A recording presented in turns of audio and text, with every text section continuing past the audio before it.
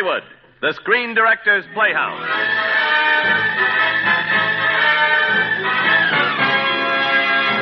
Screen Directors Playhouse, star Jimmy Stewart, production call Northside 777, director Henry Hathaway.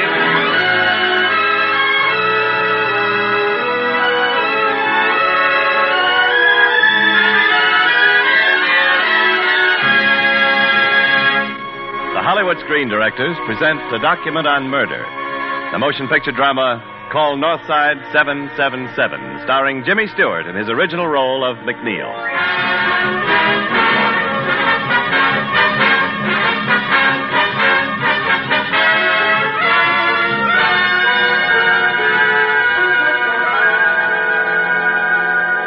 This is a true story.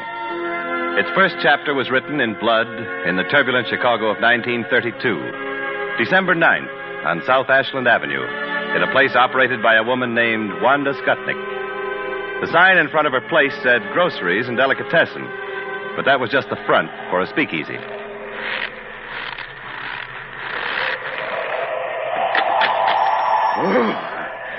Wanda, you're looking at a cop with a cold coming on.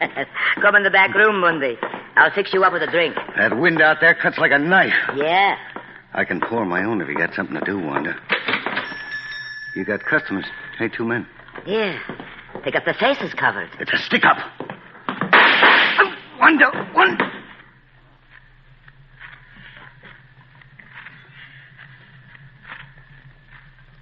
Officer Bundy lay dead, the 8th policeman killed that year. Several days later, the police received a tip that pointed suspicion toward a man named Tomek Zaleska. It was discovered that Zaleska had spent the night of the murder with a friend, Frank Wiecek. Both suspects, Wiecek and Zaleska, were swiftly brought to trial. Mrs. Skutnik, you have already identified Tomek Zaleska as one of the men who murdered policeman John Bundy. Do you see in this courtroom the other man who took part in the shooting? Yeah. Yeah, I do. Over there. Him. No. Frank Wiecek. No, that's not true. Had you ever seen Wiecek prior to the shooting? No. Then the first time you saw him was at the time of the murder. Yeah. That's all. Your Honor, the people rest. Frank Wiecek and Tomek Zaleska were sentenced to 99 years in Stateville Penitentiary. Our story now concerns only Frank Wiecek. His case was forgotten for 11 years. Forgotten until October 10, 1944, when a small advertisement appeared in the Chicago Times and found its way to the desk of Brian Kelly, the city editor. Read this ad, McNeil. It appeared in our morning edition. $5,000 reward for the killers of Officer Bundy on December 9th, 1932.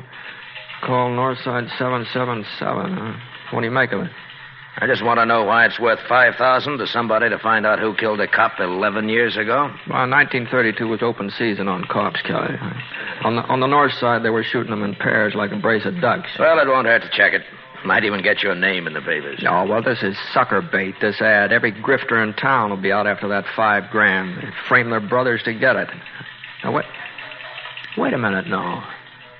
Now, maybe this ad is a frame. Hey, there's a lot of angles to it. See what I mean? Just takes you longer to catch on. Follow it up.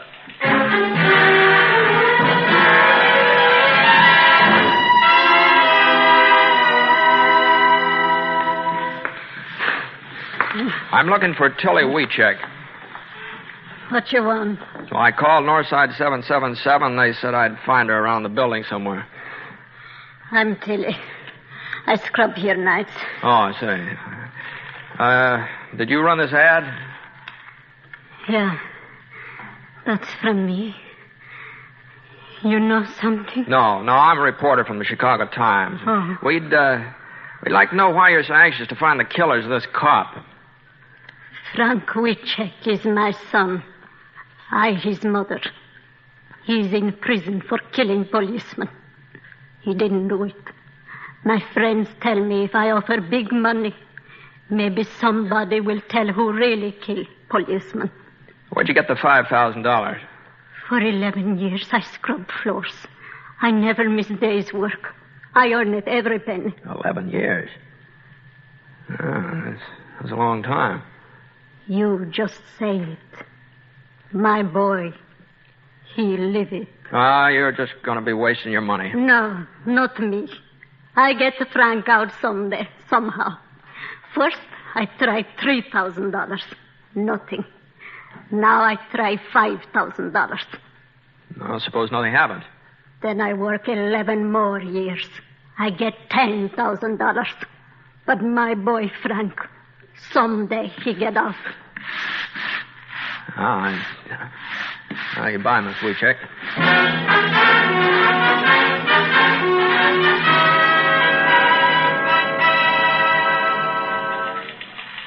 That yarn you wrote on the scrub woman's a good one, Mac. It's got size. Elderly scrub woman slaves to clear son of 11-year-old murder charge. I remember the story, Kelly. You don't have to read it to me. Yeah, it's too good for a one-day story. Why don't you go up to Stateville and interview her son? Now, wait a minute now. I didn't play up that angle just to glorify a cop killer. You got proof he is a cop killer? Well, they didn't send him to the penitentiary for 99 years for playing hooky. Look, I read the file on this case, Kelly. Now, the kid killed a cop, and he got what was coming to him. Mac, look, let's put it this way. I'm interested for personal reasons. My mother did the same thing. Scrubbed floors on hands and knees for more than 11 years to send me through school. Okay. I'll go up to the pen in the morning and see him. Good boy. Kelly. What?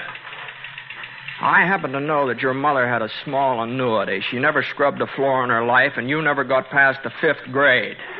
Well, But I figured if you pull such a corny gag, you must want me to go up there pretty bad, so I'm going. I just don't want you to think you got away with anything.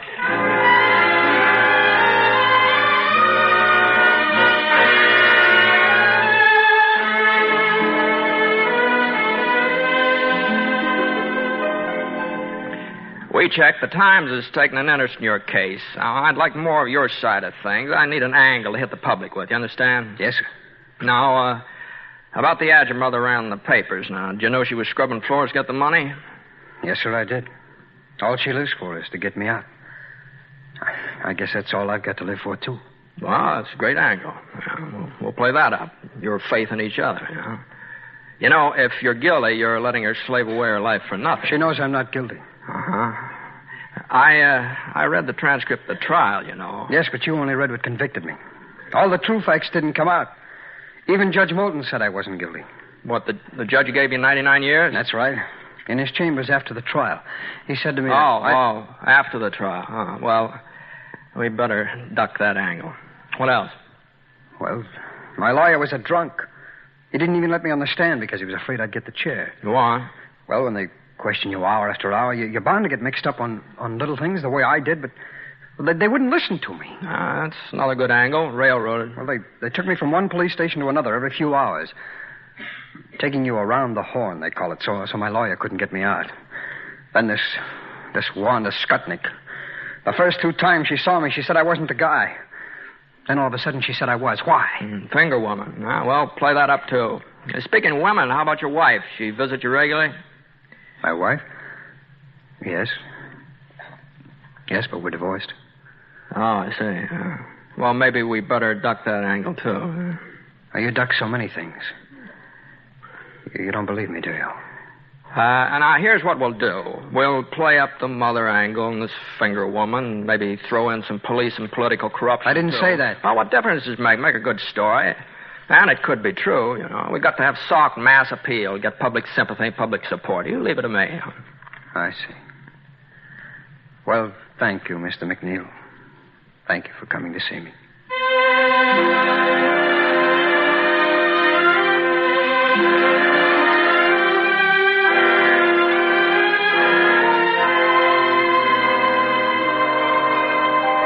It's a great story, Mac, but what are you going to use for a follow-up? Now, look, Kelly, I did what you told me. I interviewed Wheatcheck. I wrote it up. Now let it drop. It's snowballing, Mac. They want more of it. You know, who does? The circulation department? We're selling lots of papers. Yeah, we might also be selling that dead cop short.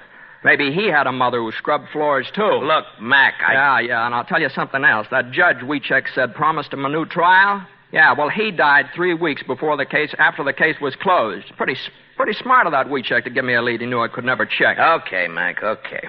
If you're so sure the guy's guilty, there's nothing more to the story, then end it. Write a finished piece and kill it. I'll take that deal. I'll interview his wife. She believed in him so much she got a divorce. Yeah, I'll interview her. I'll write a story, and that'll kill it for keeps, Mr. Kelly.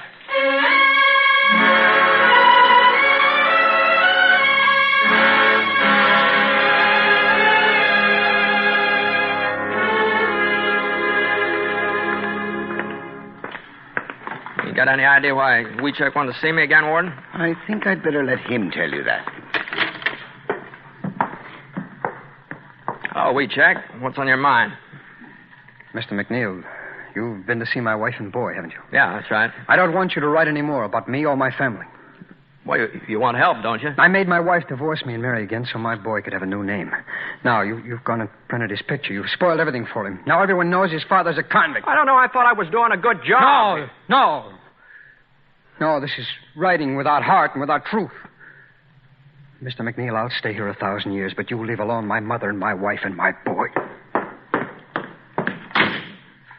Well, how about that? I've read all you've written, and I think you put some pretty low curves. No, I wrote it the way I saw it. What's the matter? Everybody goes soft on this thing. McNeil, up here every man claims to be innocent, but the prisoners are the harshest judges of themselves, and they believe we have only one man who doesn't belong here, Frank Wheatcheck. Okay. Okay, Warden. Oh, Wheatcheck, would you come back here a minute?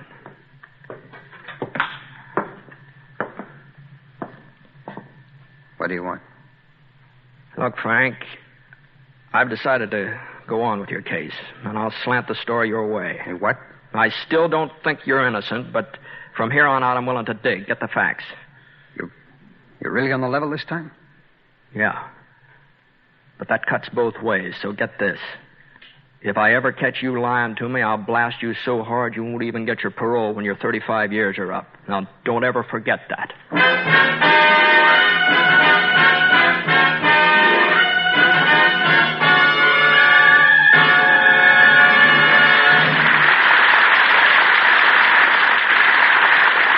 You are listening to the Screen Director's Playhouse production of Call Northside 777, starring Jimmy Stewart.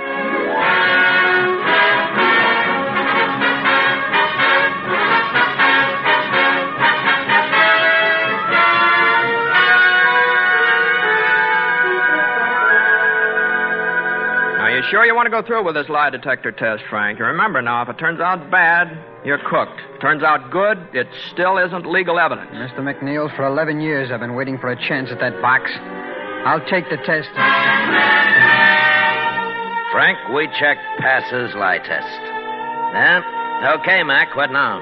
Well, now I start checking through old police records. That won't be easy. Yeah, you're telling me. Political corruption seen in Wheatcheck case. The state's attorney's office today endeavored to stop this investigator from examining police records behind the conviction of Frank Wheatcheck.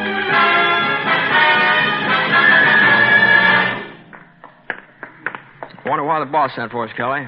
Mr. Palmer? Yeah, I got a pretty good idea, Mac.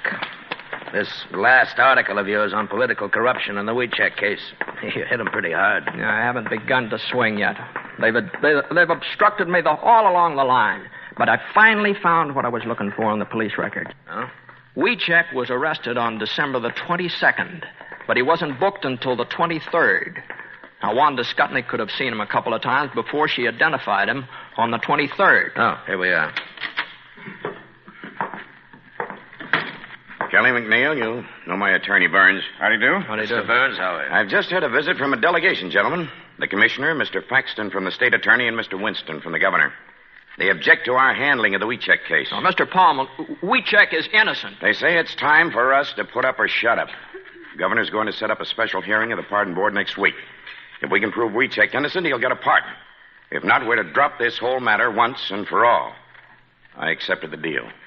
But my attorney, Burns, here, thinks it was a bad one. McNeil, I'm an attorney. I know what it's like to go up before the pardon board. They're not interested in lie detector tests. They want facts. Okay, I'll give you something better than facts. Here's a picture I dug out of our files. Picture? Yeah. Wanda Skutnik testified she didn't see Wiechek from the time of the murder until she identified him on December 23rd. But this picture shows a cop taking Wiechek into the New City station. And with them is Wanda Skutnik. When was this taken? Well, on the 22nd of December, obviously. That's the day they were taking Wiechek from station to station. Now, look, see. McNeil, you can't just say that obviously it was taken the 22nd. You have to prove it. But obviously it could is. easily have been taken after she identified him on December 23rd. The law of the state of Illinois requires only one eyewitness for an identification and conviction. So far, that witness, Wanda Skutnik, has not retracted her testimony. And unless you can make a liar out of her, you've got no case. You mean we'd better get off the hook, Burns, huh? Yes, I do. What about it, McNeil? Want to give up? No, I don't. No, Wiechek is innocent. Now, I know that beyond any doubt. It's true I haven't found the key witness, Wanda Skutnik. I haven't cracked her testimony. But I want a chance to find her. I want a chance to get Wiechek out. Now, if we call off this hearing, we'll never get another. The bargain stands. Thank you, Mr. Palmer. That gives me just 1 week to find Wanda Skutnik. I'll call in every day. Mr. Palmer? McNeil. No luck today. I'll call you tomorrow. I covered 34 bars today. Got nothing. Well, still no sign of Wanda Skutnik.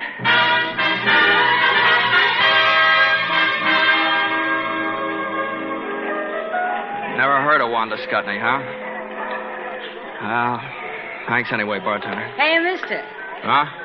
Your name McNeil? Yeah, why? I've been reading your stories. I wondered when you'd hit this neighborhood. You know where Wanda Skutnik is? What's in it for me? What do you want? I owe the bartender $1.75. Here, take it out of this. She hadn't ought to thrown them bricks at me. Where is she? 3724 Honor Street. Only her name is Siskovich now.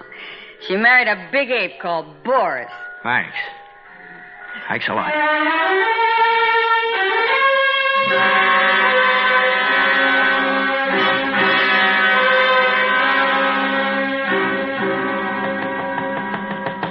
Come in! Come in! Who are you? I'm from the Times. My name is... Get out of here. You're Wanda Skutnik. Get out. You're wasting your time. The first 2 times you saw Wiechek, you couldn't identify him. What made you change your mind? Get out. I'm not changing my testimony. Will you take a lie test? Do you think I'm crazy? I've got no reason to help Wiechek or you either. You're the one who wrote those lies about me. I've been thinking of suing you. Yeah, that's why I wrote them. I'd love to get you on the witness stand under oath. Get out of here. Boris, put down that gun. Now, look. Get out here. I will never change my testimony. Never. Now get out. Look. Okay, I'm going.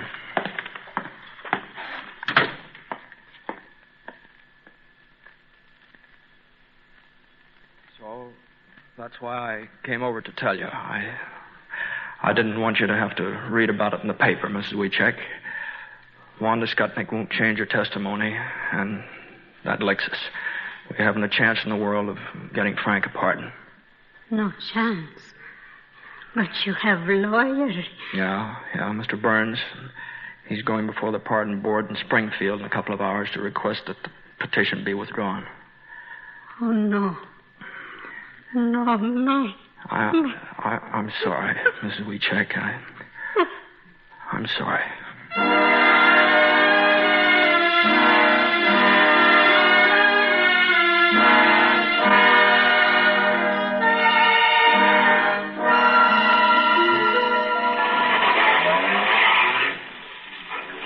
Where to, mister? Oh, the Chicago Times office driver. Okay. Seen the afternoon paper? No. Here you are. There's an interesting article in there about a forgery. Yeah? This Police break forgery case by enlarging writing on check 1,000 times. Yeah, that's it. Prove enlarging 1,000 times. Now, wait a minute. This picture I've got of Wanda and Frank together.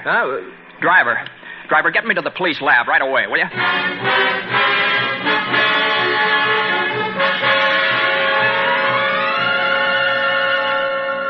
Gentlemen, the special hearing of the Board of Pardons of the State of Illinois is now in session. Mr. Chairman, gentlemen, I originally came here to ask that the petition of Frank Wiecek be withdrawn. But an hour ago, I received a call from McNeil of the Times. He informed me he's flying to Springfield with conclusive evidence in support of the petition of Frank Wiecek. What is this evidence, Mr. Burns? Well, unfortunately, my telephone conversation with him was brief. I'm afraid I don't know. Mr. Chairman, representing the state's attorney's office, I object. If there is evidence, let it be presented at once. If not, we ask that the petition of Frank Wiecek be denied here and now. Gentlemen, here's McNeil. I'm sorry I couldn't get here any sooner. May I have permission to address the board, Mr. Chairman? Granted, Mr. McNeil. Gentlemen, you're only interested in facts. Well, I finally got them. Now, Wanda Skutnik is the only one responsible for Wiecek's conviction. But she lied. Why should she lie, Mr. McNeil? I don't know, Mr. Faxon. Maybe prejudice, maybe a bribe. The point is she lied. Can you prove that, Mr. McNeil? Wiecek was arrested at 5 a.m. on December the 22nd. But he wasn't booked until 6 p.m. December 23rd, a day and a half later. Well, that's not a rare occurrence. No, I know. But look at this picture. It shows Wanda and Wiecek entering the New City Station House together. Yes, but we have no way of knowing when this was taken. That's the point. Now, if I do prove it was taken on the 22nd of December, the day before Wanda Skutnik identified Wiecek at the police lineup, what then? In that event, we might be obliged to render a favorable decision, but can you prove it? Well, the Chicago police are enlarging a section of this picture. It'll be transmitted by wire photo to the offices of the Springfield Journal, just a few blocks from here.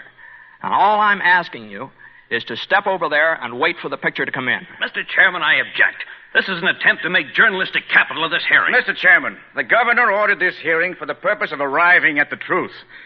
If you fail to consider every item of evidence, you've defeated the very purpose of this hearing. What is your decision?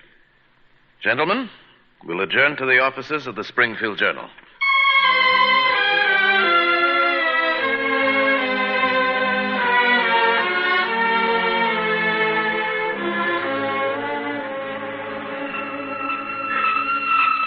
Now, what's coming in on that wire photo machine is a magnified enlargement of a small section of this picture I have in my hand.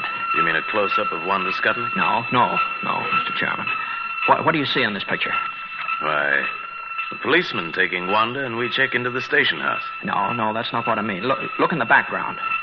Well, there's just a newsboy on the sidewalk with some papers under his arm. Yeah, that's the part we're enlarging.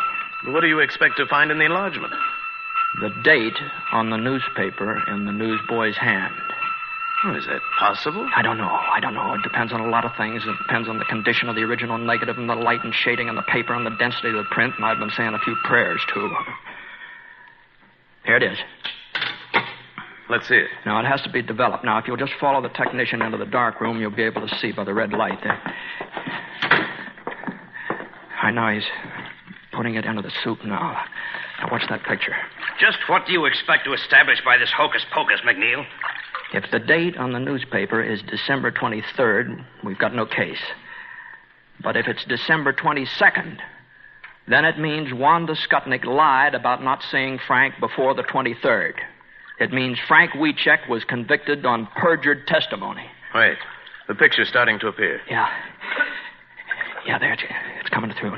Now, what's that date? What's that date? December 2. There it is. December 22nd. That's the date I've been hoping for. December 22nd.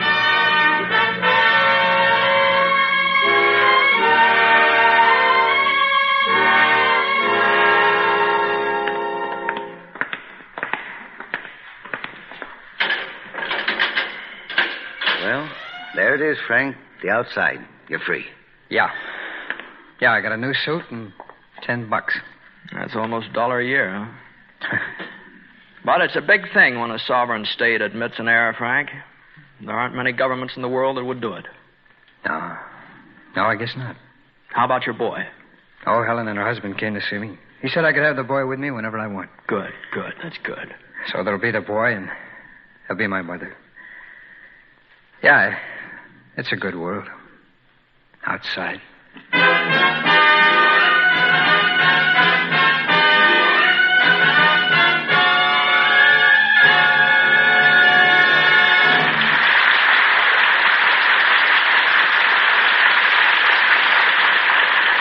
Next week, a brilliant actress recreates one of her most charming roles on Screen Director's Playhouse. Our story is The Affairs of Susan, and our star, Joan Fontaine, with Screen Director William Sider.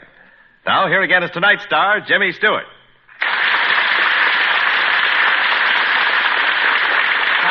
Thank you very much. As you heard at the beginning of Call Northside 777, the story is a true one. And for us on the set in Hollywood, the attempt to recreate reality was focused on our director, whose fine talent has brought you such films as The House on 92nd Street, Kiss of Death. No man is more fit to answer the one question which our story at the time it was filmed did not answer. Ladies and gentlemen, meet Henry Hathaway.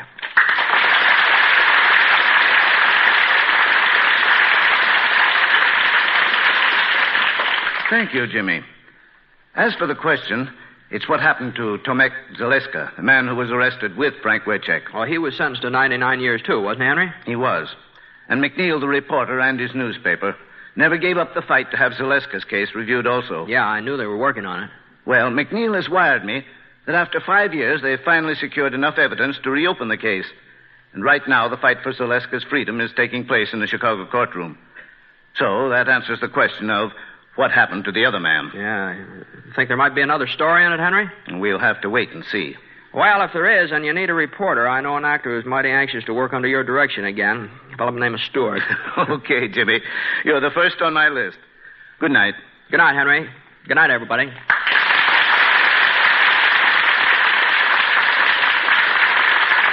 good night to you, Jimmy Stewart and Henry Hathaway. Remember next week, Joan Fontaine and Screen Director William Sider.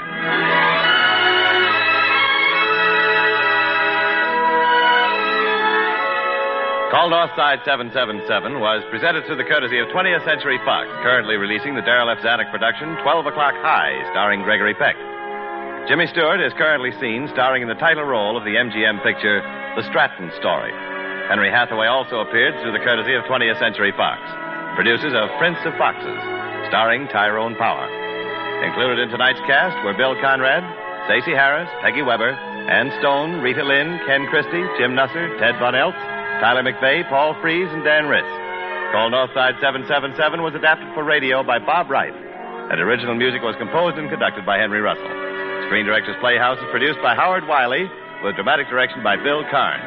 This is Jimmy Wallington speaking and inviting you to listen again next week when we present Screen Director's Playhouse, star Joan Fontaine, production The Affairs of Susan, director William Sider.